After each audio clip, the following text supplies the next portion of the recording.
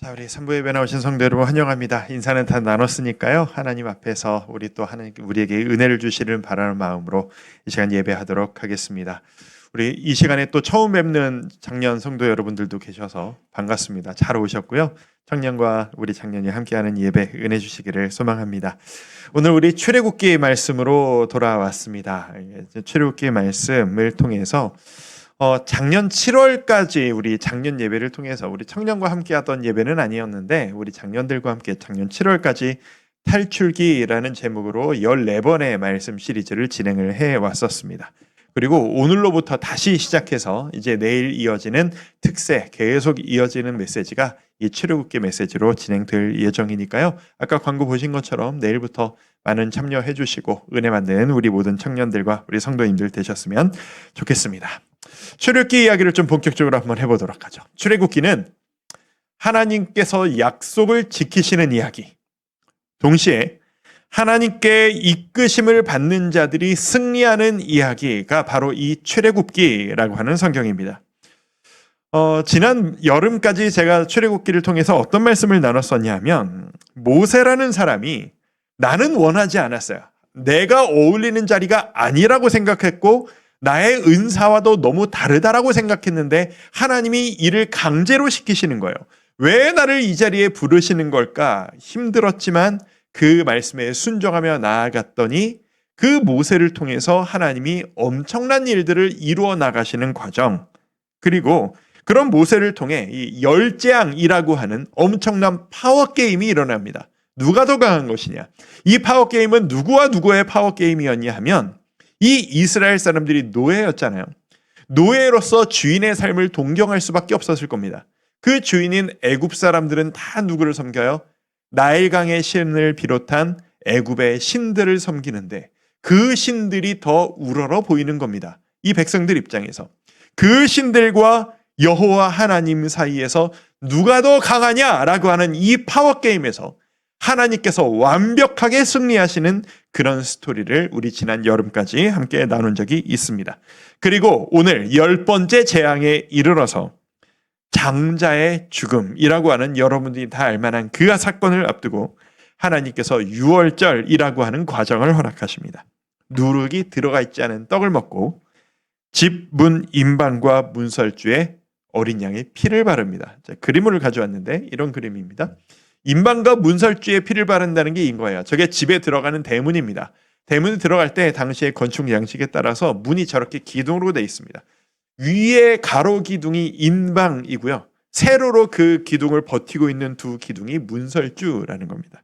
저기에다가 어린 양의 피를 바르는 거죠. 이 표시는 이 피가 발라져 있는 이 문 안에 있는 우리 가족은 모두 여호와를 섬기는 가족입니다 라는 신앙 고백의 표현입니다. 이 신앙 고백이 표현되어졌고 이 피가 발라진 이 집 문 앞을 죽음의 심판이 넘어 피해갔습니다.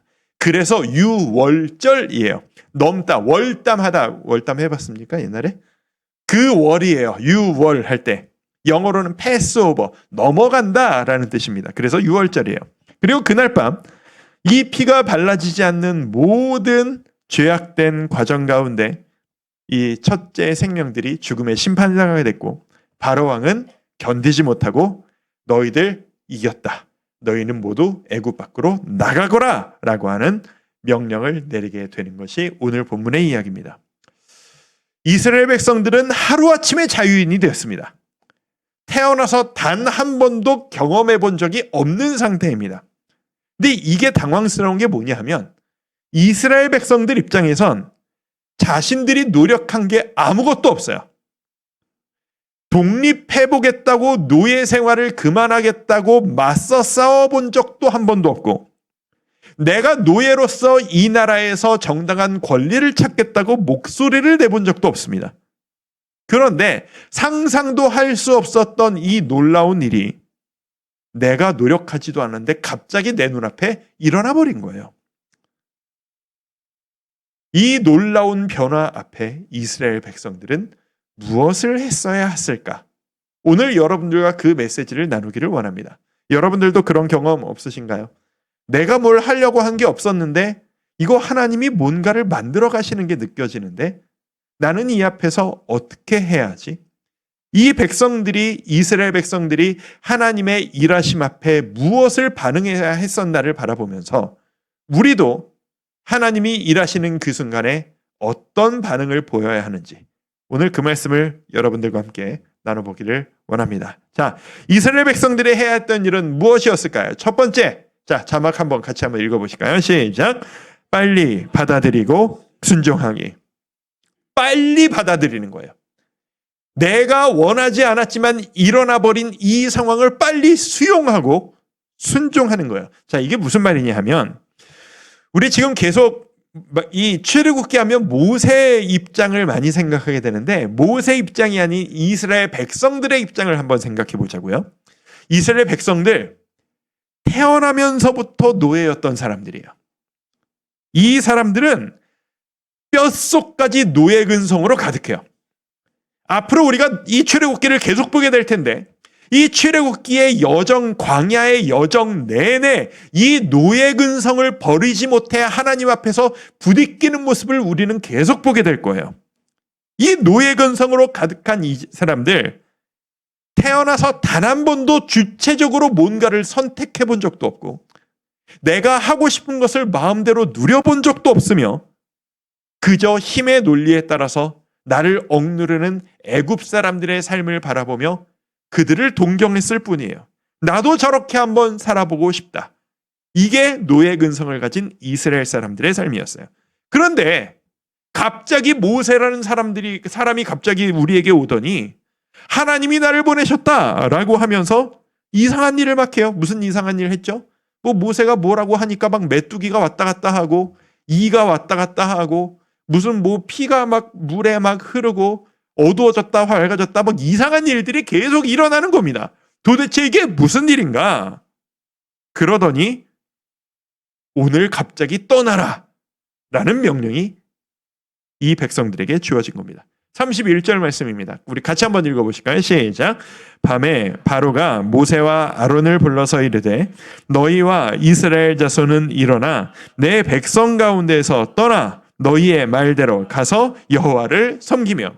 이게 바로가 했던 말이에요. 자, 저 표현의 맨 앞에 보면 바로 왕이 언제 이야기를 했다고요? 밤에. 이 밤이 무슨 밤일까요? 첫째 아들들과 가축들이 다 죽어간 바로 그날 밤이에요.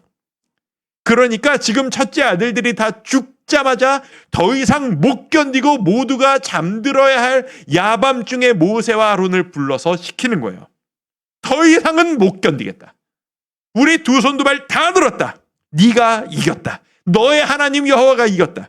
지금 당장 오늘 밤에 지금 바로 떠나거라. 이게 왕만의 이야기가 아니었어요. 백성들도 마찬가지였습니다. 33절 제가 한번 읽어드릴게요. 애굽 사람들은 말하기를, 이 애굽 사람들은 왕이 아닌 백성들을 이야기하는 거예요.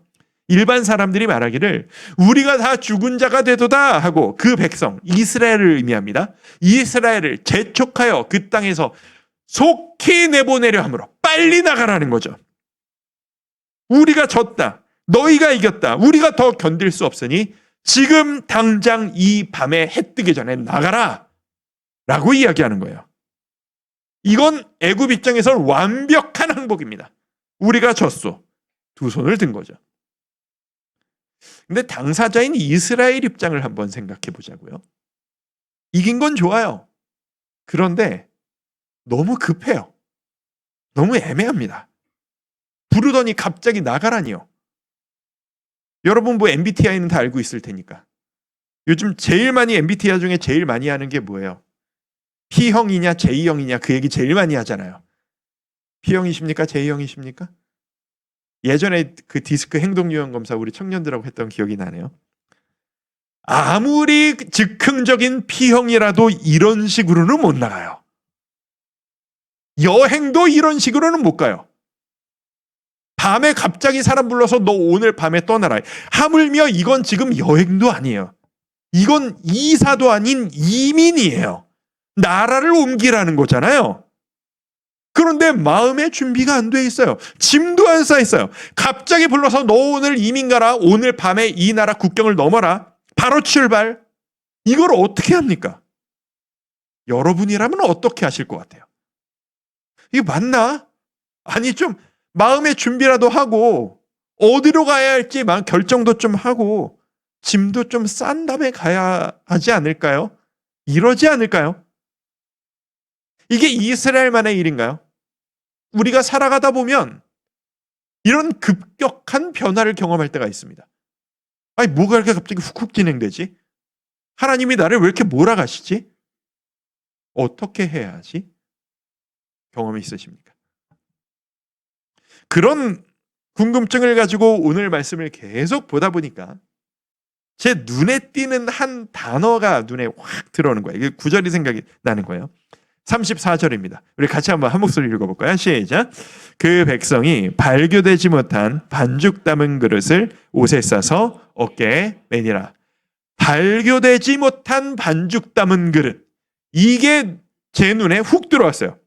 성경에 예전에 분명히 읽었는데 그냥 넘어갔던 이 표현이 눈에 확 띄는 거예요. 그래서 오늘 사실 설교 제목을 발교되지 못한 그릇 이걸로 하려다가 우리 청년들이 이게 무슨 소리야 할 것 같아가지고 바꿨어요. 그 정도로 저에게 크게 와닿았다는 얘기예요. 이 발교되지 못한 반죽 그릇이 뭐냐면 그 무교병 먹을 때 누룩을 넣지 않아서 부풀지 않은 그 반죽을 얘기하는 거예요. 근데 성경을 보면 이 발교되지 못한 반죽 그릇을 2번 강조해서 반복합니다. 이게 무슨 얘기냐? 이 순간보다 불과 몇 시간 전이에요. 불과 몇 시간 전. 이스라엘은 하나님이 시키셔서 이렇게 하라고 강제로 시키셔서 빵을 만들려면 좀 이렇게 부풀려서 이렇게 폭신폭신하게 만들어야 되는데 그걸 하는 누룩도 넣지 않은 떡을 만들어 먹었습니다. 그 먹을 때는 왜 이렇게 하시지? 당황했을 거예요. 그런데 몇 시간 후 지금 짐을 싸면서 보니 이 발교되지 못한 그릇이 보이는 거예요. 그제서야 알게 되는 거죠. 하나님은 이렇게 될 줄 알고 계셨던 거로구나 라고 말이죠. 하나님이 얘들아 니네 지금 맛있는 거 차려 먹을 여유가 없어. 조금 있다가 너희 바로 이사 출발이야. 빨리 대충 먹어라. 이런 의미로 누룩 넣지 말고 무교병을 먹어라 하셨던 거죠. 무슨 의미인가요? 우리 입장에선 갑자기인 것 같고 우리 입장에선 아무것도 몰라서 당황스러웠지만 하나님은 이렇게 될 줄 알고 계획하고 계셨다. 하나님은 다 계획이 있으셨는데 내가 몰랐을 뿐이다. 이건 거죠. 그게 바로 발교되지 못한 반죽 그릇이 의미하는 바예요. 제가 곰곰이 생각해 보니까 그런 존재가 있더라고요. 무슨 존재? 아무 생각도 없이 있다가 갑자기 여행 출발하고 어디로 가는지도 모르고 오늘 내가 집문 밖을 나가는데 이게 여행인지 이사인지도 모르고 떠날 수 있는 존재가 있더라고요. 어디로 가는지도 모르면서. 누군지 아세요? 어린아이들이 그래요. 갓난아이에 가까운 어린아이일수록 더 그래요. 어린아이는 아빠 손을 붙잡고 집문 밖을 나갈 때 이게 단순 외출인 건지 며칠 밤 자고 오는 여행인 건지 이게 이사인 건지 아무것도 모르고 아빠 손만 붙잡고 집문 밖을 나섭니다. 어린아이일수록 그래요. 그래서 하나님이 어린아이와 같아지라고 그 한나를 바라보고 말씀하신 게 다 이유가 있어요. 이 아이는 자기 선택권이 없어요. 아무것도 모르는데 아빠 손만 붙잡고 가요. 그 어린아이는 우리 아빠 너무하시네. 어딜 가는지 알려주지도 않고 왜 나의 동의도 얻지 않고 이렇게 나를 끌고 가시는 거지? 이러지 않아요. 그냥 아이는 선택권이 없어요. 아무 계획 없지만 그냥 아빠 손잡고 행복하게 웃으며 룰루랄라 나가는 거예요. 왜요? 왜 이게 가능하죠? 아빠가 나를 제일 좋은 길로 이끌고 갈 것을 믿으니까. 이게 여행일지 이사일지 어디로 갈지 모르겠지만 어차피 나 아무것도 모르니까 계획은 아빠가, 나는 손 붙잡고 따라가기만 하면 되는 거예요. 여러분, 하나님을 따르는 삶이란 이런 거예요. 예수 그리스도를 따라가는 그리스도인의 삶이란 이런 삶이에요. 내가 계획하고 루트 다 짜고, 하나님, 제가 이걸 해내고 싶습니다. 그런데 제가 계산 다 해놨어요. 이걸 해내기 위해선 여기에 가야 합니다. 그래서 여기에 들어가서 제가 이거를 성취해놔야 이 단계에 갈 수 있어요. 그러니 요거 저에게 해주세요. 주여, 오늘 밤입니다. 오늘 밤에 이 일이 일어나야 합니다. 역사하여 주옵소서. 이거 아니고 내가 원하는 거 다 정해놓고 하나님, 제가 원하는 거 해내기만 하세요. 이게 아니라 하나님, 저 아무리 봐도 제 인생 잘 모르겠어요. 어디로 가게 되는지 저 잘 모르겠는데 하나님이 저 책임져 주실 거잖아요. 그렇죠? 저는 모르겠는데 하나님은 계획이 있으신 거잖아요. 저 하나님 손만 꼭 붙잡고 갑니다. 열심히 최선을 다해서 따라갈게요. 이게 그리스도인의 삶이에요. 나보다 더 많은 것을 알고 계시는 그분을 수용하고 따라가는 것. 최근에 기가 막힌 광고 카피 하나를 봤는데, 보신 적이 있는지 모르겠어요. 비타민 광고였어요. 약국에 있는 비타민 광고였는데, 요즘 많이 나오는 고함량 비타민 그런 거 보신 적 있죠? 여러분 먹나요? 저도 이제 체력을 위해서 종종 많이 먹는 편인데, 이거 하나만 먹으면 비타민 B 뭐 1, 2, 6 뭐 이렇게 해서 활력, 에너지어 뭐 이런 비타민 광고 있잖아요. 그래서 광고가 막 나온 다음에 맨 마지막 문구가 이거예요. 설명은 약사님이 하신다. 이거였어요. 너무 강렬한 광고 카피였어요. 이게 무슨 의미야? 설명은 약사님이 하신다. 이게 왜 좋은 건지, 네가 왜 이걸 먹어야 하는지, 원리가 어떻게 되는 건지 자세한 거는 전문가에게 직접 들어라. 네가 해야 할 일은 단 하나야. 뭐? 그거 맞냐 좋은 거냐 따지지 말고 이걸 사서 먹는 거야. 그러니까 내 말 듣고 순종해, 이거죠. 네가 할 일은 그것뿐. 복잡한 설명은 약사님이 하신다. 되게 파워풀하잖아요. 제가 이거를 경험을 한 적이 있어요. 최근에 청년들한테도 제가 했었나? 연초에 심하지 않은 건강 이슈가 한번 있어서 조심한 적이 있었다고 제가 말씀 시간에 한번 오픈한 적이 있었어요. 그게 뭐였냐 하면, 뭐 여러분들이 와닿을지 모르겠습니다만 작년 성도님들은 동감하시겠지만 제 나이쯤 되면은 다 오는 종합 세트 있어요. 뭐 이렇게 고지혈증, 간기능, 뭐 이렇게 당뇨, 혈압, 콜레스테롤 종합 세트 있어요. 남들 다 오는 거, 그게 저한테 온 거예요. 작년 말이었어요. 건강검진을 했는데 뭐 이것들이 갑자기 1년 사이에 훅 올라가서 이게 왜 그랬지? 이게 무슨 일이지? 근데 그중에 저한테 안 좋은 게 뭐였냐면 LDL이라고 있어요. 여러분 모르는 게 복이에요. 이게 좀 안 좋은 콜레스테롤이에요. 안 좋은 콜레스테롤이 정상 수치가 한 80에서 100 정도가 정상이래요. 근데 수치가 220이 나온 거예요. 그리고 건강검진에 가능한 빨리 병원에 가서 전문가의 진단을 받아보시길 바랍니다. 뭐 대수롭지 않게 병원을 찾아갔죠. 근데 이 의사가 저를 보자마자 일부러 그런 건지 뭐 진짠지 모르겠는데 엄청 겁을 주는 거예요. 심각함적으로 인상을 팍팍 쓰면서 이거 우리 병원에서 초음파 검사랑 제대로 피 검사 다시 해야 된다고. 그러니까 이거 이렇게 큰 병원이었으니까 바로바로 안 돼요. 이거 가지고 가서 저 검사소에 가서 가능한 빠른 일정으로 빨리 잡아서 검사하라고. 거기서 종이에다가 매직으로 나 보라고 그러는 거지. 가능한 최대한 빠른 일정으로 이만하게 써가지고 가가지고 검사 잡으라고. 심각한 건가? 잡았네요. 근데 제일 빨리 될 수 있는 게 한 달 뒤래요. 그 한 달 동안 유튜브를 엄청 찾아봤어요. 건강 관련 유튜브. 이 괜찮은 거야. 콜레스테롤 관련해서.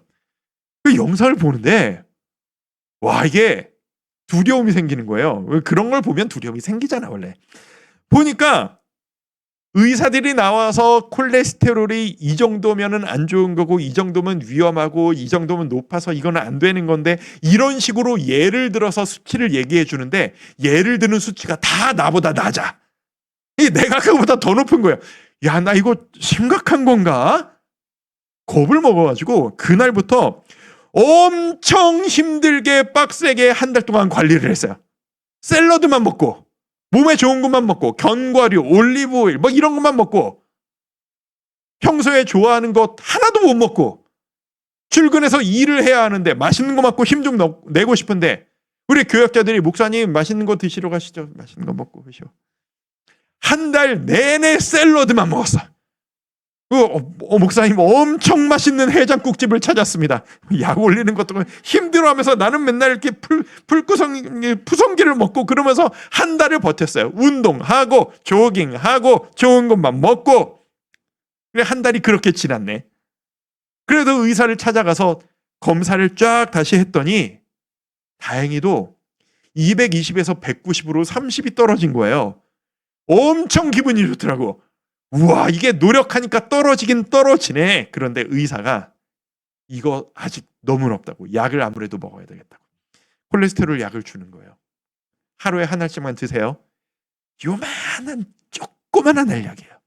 타이레놀 반 사이즈 호나인 작은 약인데 약만 주고 뭘 어떻게 하라는 얘기가 없어요. 한 달 동안 내가 노력해온 바가 있는데 그걸 인정을 받고 싶은데 먹을 거 관리는 어떻게 뭐 좋은 거 드시면 좋죠. 시큰둥하게 얘기를 해요. 운동은 어떻게 할까요? 운동하면 건강하니까 좋지 않을까요? 아무것도 아니는다는 듯이 그냥 얘기하고 약만 먹으라는 거예요. 뭐지? 그러니까 한 달 동안 고생한 바가 있으니까 이제 핑계가 생기잖아요. 약을 먹으니까 조금씩 먹어도 되지 않을까? 우리 목사들이 약 올렸던 그 맛있는 해장국집도 한번 가보고 못 먹었던 라면 햄버거도 조금씩 먹고 나도 모르게 옛날로 식습관이 다시 돌아가 버린 거죠. 놀라운 사실. 한 달을 그렇게 약만 먹었네. 한 달 후에 다시 검사를 하러 갔더니 그거 한 달 먹었더니 콜레스테롤이 70으로 떨어졌어요.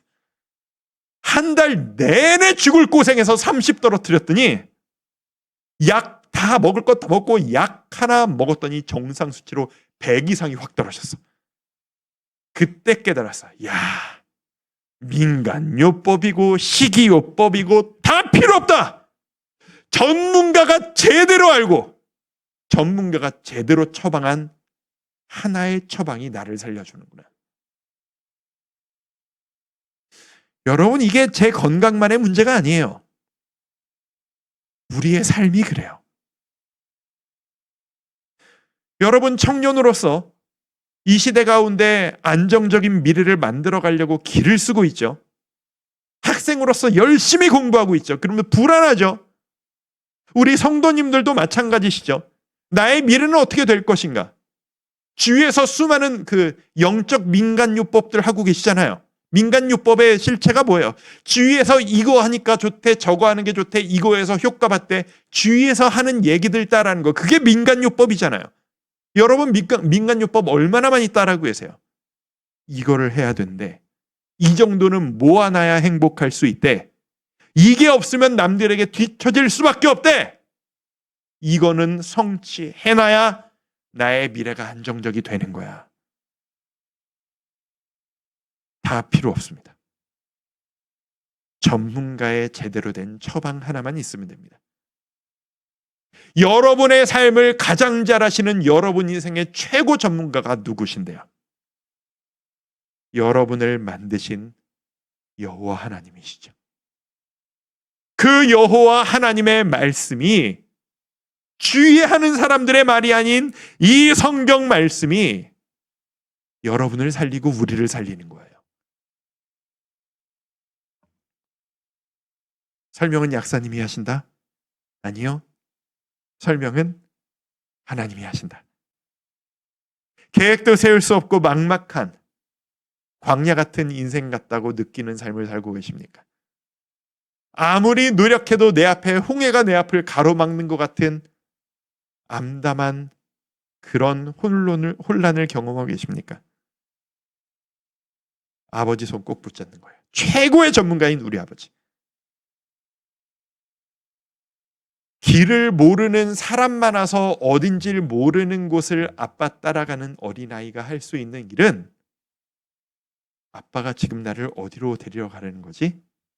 만약에 내가 이 손 놓으면 어디로 가야 하지? 계산하고 걱정하고 준비하는 게 옳은 일이 아니에요. 무슨 일이 있어도 우리 아빠의 손 놓지 않겠다고 아빠의 손을 더 꽉 붙잡는 거예요. 그게 아이의 태도예요. 그게 하나님이 우리에게 원하시는 태도예요. 고난주간 한 주간이 우리에게 그런 시간이 될 수 있기를 바랍니다. 우리 청년 여러분들도, 우리 성도 여러분들도 주님의 손 꼭 붙잡고 주님 앞에 부르짖어 간구하는 그런 한 주간 되시기를 주님의 이름으로 축원드립니다. 두 번째 권면 드립니다. 갑작스러운 일들 앞에서 우리가 할 수 있는 일, 그리고 이스라엘이 했던 일. 두 번째, 은혜의 순간을 기억하기입니다. 같이 한번 읽어볼까요? 시작. 은혜의 순간을 기억하기. 이건 간단하게 말씀드릴 수 있어요. 오늘 본문을 보시면 출애굽기 12장 전체를 한번 쭉 보시면 하나님께서 애굽을 탈출하게 하시는 이 기록을 하시는데 재밌습니다. 뭐가 재밌냐? 이상해서 재밌습니다. 뭐가 이상하냐? 이 출애굽하는 이 이야기가 보통 순간이에요. 이 수많은 200만이 넘는 백성이거든요. 200만이 넘는 이 백성이 하룻밤에 국경을 넘어서 나라를 탈출하는 게 이게 보통 일이냐고요. 그런데 이 일을 너무 간단하게 이야기하시고 12장 전체를 보면 탈출 이야기보다 유월절 이야기를 더 많이 하세요. 하나님이 집중하고 싶은 게 뭔지가 너무 드러나는 거죠. 너희들 나중에 이 순간을 기억해야 한다 라고 하시던 말이죠. 오늘 너희가 먹은 음식을 매년 이맘때쯤 똑같이 먹어라. 오늘 너희가 입었던 그 복장을 똑같이 입어라. 오늘 했던 행동을 똑같이 너희가 1년에 한 번씩 실천하거라. 왜요? 하나님이 이렇게까지 말씀하세요. 12장 26절 말씀. 이후에 너희의 자녀가 묻기를 이 예식이 무슨 뜻이냐 하거든. 나중에 애들이 물어볼 거란 얘기죠. 우리 자식들이 이 일을 겪지 않은 우리 아이들이 아빠 이거 왜 맛없는 거 먹어요? 왜 우리 이런 행동해요? 왜 하는지도 모르겠고 재미도 하나도 없는데 물어본다면 네가 대답해 주거라. 네가 어떤 일을 경험했는지, 나 여호와 하나님이 너에게 무슨 일을 했었는지 가르쳐주고 기억하게 하거라. 하나님께서는 너의 미래를 미리 보고 미래를 이렇게 준비하거라 라고 하는 이야기보다 네가 이전에 받은 은혜를 기억하거라 라는 말씀을 훨씬 더 많이 하십니다. 왜요? 예전에 해줬던 것처럼 앞으로도 그렇게 내가 너희에게 해줄 테니까. 계획은 내가 세울 테니 내 손 붙잡고 열심히. 여러분 이거 오해하면 안 돼요. 특세 중에 이야기 한번 할 텐데 아빠 손잡고 따라간다는 것을 우리 청년회 때 수동적으로 기도만 하고 있으면 돼 이런 걸로 착각하는 청년들이 가끔 있더라고. 아니에요. 손 붙잡고 따라간다는 건 누구보다도 열심히 산다라는 의미를 내포하고 있어요. 언젠가 제가 이야기 한번 풀어드릴게요. 지난주에도 한번 얘기했던 것 같다. 그래서 우리 청년들 열심히 공부해야 돼요. 누구보다 열심히 일해야 돼요. 그게 주님 따라가는 길이에요. 다만 주도권을 주님께 드리라는 얘기예요. 아무 일도 안 하면서 기도만 하면서 주여 저는 주님이 줬사오니 알아서 저 취직시켜 주세요. 취직 안 돼요. 여러분의 미래는 하나님께 맡겨드렸지만 노력해야 해요. 아까 양의 피 그림 보여드렸었는데요. 양의 피. 기억하시죠? 집에 이 피를 바른다라는 것이 문설주와 양 기둥에 이렇게 부르는 것, 이렇게 우리 가정의 생명을 살리는 표시가 되었습니다. 근데 한번 생각해 볼까요? 피라고 하는 것이 우리 가족의 생명을 살리기 위해 피를 발라야 하는데 이 피는 어떻게 해야 생겨요? 누군가가 죽어야 피가 생겨요. 대가지불이죠. 생명을 살리기 위해 생명이 죽었어요. 이때 모든 가정들이 하나님을 믿습니다라고 고백하기 원하는 모든 가정들이 양을 잡았어요. 이 당시에 양은 큰 재산이에요. 만약에 이때 양을 잡으면서 이 양 몇 년 동안 모아가지고 어렵게 산 양인데 이거 아까운데 이러면서 양을 잡은 가정이 있었을까요? 아까울 게 아까워야죠. 생명값인데 이건 아까운 게 아니라 당당한 당연한 대가지불이에요. 내가 더 큰 것을 얻을 테니까. 마찬가지입니다. 여러분, 이 고난주간을 앞두고 이 특세를 앞두고 여러분 계산을 하게 되시는 분 있으십니까? 하나님의 은혜를 앞두고 여러분이 치러야 될 대가지불이 계산이 되고 아까운 분 있으십니까? 나 이거 피곤할 것 같은데. 나 이거 시험 기간이 가까워오는데. 나 이거 꼭 해야 되나? 그냥 하나님이 은혜 주시면 안 되나? 아까울 게 아까워야죠, 여러분. 여러분 인생의 최고 전문가 앞에 매달리는 시간인데 뭐가 아깝다라는 얘기입니까? 자, 생명을 살리기 위해 생명이 희생되었습니다. 누군가의 죽음이 이스라엘에겐 구원의 시작점이 되었습니다. 우리에게도 그렇습니다. 고린도전서 5장 7절 말씀 우리 같이 한번 읽어볼까요? 자, 시작. 우리의 유월절 양 곧 그리스도께서 희생되셨느니라. 이스라엘 한 가족을 살기 위해 양 한 머리가 희생되었었다면 우리 모두를 살리기 위해 예수 그리스도께서 그 어린 양이 되어주신 겁니다. 그리고 주님은 우리가 그 사실을 기억하기를 원하십니다. 언제까지나 기억하고 기념하기를 원하십니다. 그래서 우리는 이번 주에 그 기념을 하는 고난주간을 지키는 것이고 이 고난주간 기간 동안 주님의 은혜에 집중하려 특별 새벽 부흥회를 하는 것이며 그 은혜를 기억하려 예수님이 우리를 위해 흘려주신 피와 찢긴 살을 기념하며 성찬식을 우리가 하나님께 드리는 것입니다. 성찬이라고 하는 것은 여러분 가볍게 보지 않기를 바랍니다. 성찬은 설날에 떡국 먹듯이 추석 되면은 송편 먹듯이 때가 되면 늘 하는 그냥 그런 음식, 그런 먹기가 아닙니다. 이것은 하나님께서 우리에게 주신 명령이에요. 너희가 그래 너에게 감동이 하나도 없을 수 있지. 이게 왜 하는지 모를 수 있지. 하지만 네가 일부러 그런 행동을 해서라도 너희가 이 은혜를 기억하기를 원하는 것이 내가 원하는 것이란다. 주님이 원하신다면 우리가 그 마음 갖기를 원합니다. 우리 그런 마음으로 주님의 은혜를 구하며 우리 이 시간 하나님 앞에 성찬식의 시간을 갖도록 하겠습니다. 우리 성찬 준비해 주시죠.